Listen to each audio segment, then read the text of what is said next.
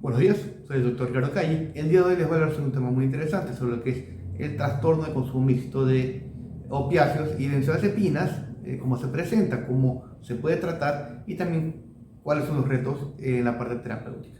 Ahora, antes de comenzar el video, quisiera agradecer bastante a todos los suscriptores del canal, también a todas las personas que ponen like a los videos y comentan bastante los videos, y ayudan a crecer bastante toda esta comunidad, que no solo dirigida a personal médico, sino también para personal no médico, para la difusión de temas pertinentes a la salud. Ahora, comenzando con lo que es el trastorno mixto de consumo de opiáceos y benzodiazepinas. Ahora, es importante tener en cuenta que hay un reto terapéutico en el consumo mixto de estas sustancias.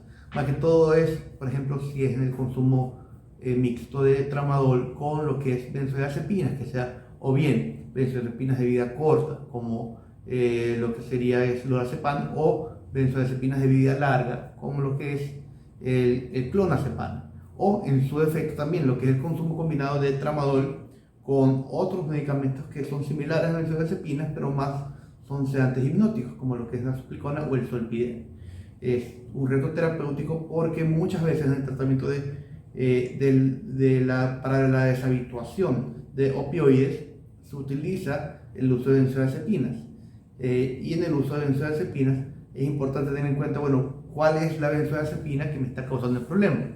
Idealmente yo tengo que, si el problema es con una benzodiazepina de vida corta o de vida media, yo debo de utilizar una benzodiazepina de vida larga, no debo utilizar la misma benzodiazepina de problema, o sea, que me está causando el problema, o el mismo fármaco que me causa el problema. O sea, nunca en la parte del tratamiento yo voy a utilizar el mismo medicamento y hacer una deshabituación con una titulación menor, porque a veces es muy complicado hacerlo en ese caso, de esa forma. Lo que utilizar es otros tipos de medicamentos, más que todo, bueno, en el caso de el consumo, el trastorno de consumo problemático y el trastorno de sustancia de abuso mixto de opiáceos y benzodiazepinas, tengo que utilizar idealmente una benzodiazepina de vida larga para contrarrestar este efecto de la benzodiazepina. Ayudo también la parte de las benzodiazepinas para disminuir la parte de la agitación psicomotriz que puedo sentir en la parte de la discontinuación de opiáceos y opioides.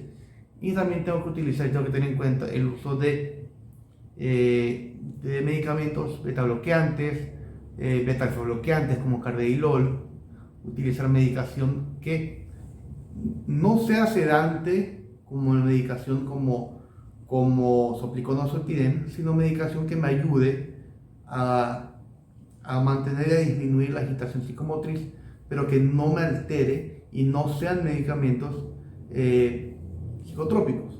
O sea, puedo utilizar lo que es mitrazapina, quetiapina, clozapina, para este contexto de disminuir la parte de la agitación psicomotriz y mejorar la parte del sueño, porque principalmente ese es otro problema. Cuando ya se trata de disminuir o quitar, el primer efecto que la persona va a tener es una pérdida del sueño. Va a tener un insomnio que muchas veces puede llevar a que exista una recaída si es que se está tratando de hacer una deshabituación en un caso que no sea una intoxicación aguda. En caso de intoxicación aguda, lo que se tiene que utilizar son medicamentos que son específicos para el caso de la sobredosis, que es distinto.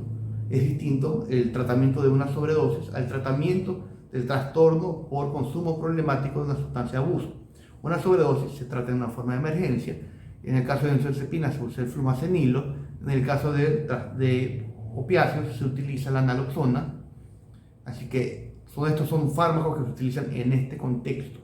Pero en el contexto de la deshabituación, de quitar los fármacos, se utilizan otros tipos. Y también es importante tener en cuenta cuál es el tiempo de abstinencia, el tiempo en que la persona va a presentar y está presentando un síndrome de abstinencia, porque en el caso de las benzodiazepinas es un tiempo muy prolongado. Usualmente una persona puede presentar un síndrome de abstinencia por benzodiazepinas de hasta 20 a 28 días desde que terminó o ya empezó o se quitó lo que es la benzodiazepina que estaba causando el problema. A diferencia del caso de opioides, que el tiempo de abstinencia es un poco más corto, pero un poco más intenso. En cambio, en el caso de las benzodiazepinas, no es un síndrome de abstinencia tan intenso, pero es largo. o sea, si es un tiempo más prolongado, por lo cual se tiene que tener en cuenta que la persona puede tener una recaída si es que hay un poco más de cuadros de fondo, si por ejemplo problemas de ansiedad, problemas de depresión, si es que hay problemas de insomnio, la persona puede recurrir de nuevo a una benzodiazepina para manejar estos síntomas. Así que son síndromes de abstinencia o cuadros de tiempo de abstinencia más prolongados. Es importante primero tener en cuenta todo esto aquí. Es importante tener en cuenta lo que son los medicamentos coadyuvantes, como estaba diciendo, lo que es metrazapina, clozapina, quetiapina. No es recomendable en este caso de lo que es el trastorno mixto de opioides y benzodiazepinas utilizar lo que es gabapentina o pregabalina, porque yo estoy disminuyendo lo que es la parte del umbral convulsivo en este caso y la persona puede convulsionar, así que puede causar un poquito más de problemas en este contexto.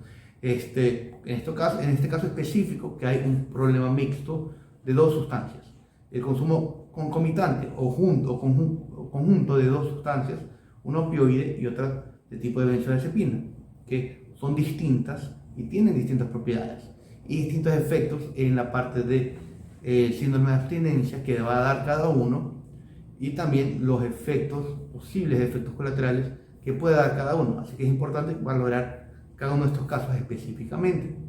Ahora, muchas veces el tratamiento de rehabilitación es muy complicado. Hacer rehabilitación en la parte en instituciones también se vuelve un poco más complicado en nuestro medio, específicamente en Ecuador.